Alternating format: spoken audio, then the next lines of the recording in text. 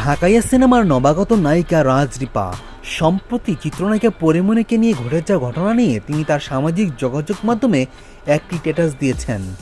চিত্রনায়িকা পরিমণি যে যমুনা ফিউচার পার্কে যে শোরুম উদ্বোধন করতে পারেননি, সেখানে লোকজন ভুয়া ভুয়া স্লোগান দিয়েছে, এটাকে মূর্খগুলোর অভ্যাস বলে বলেছেন চিত্রনায়িকা রাজরিপা।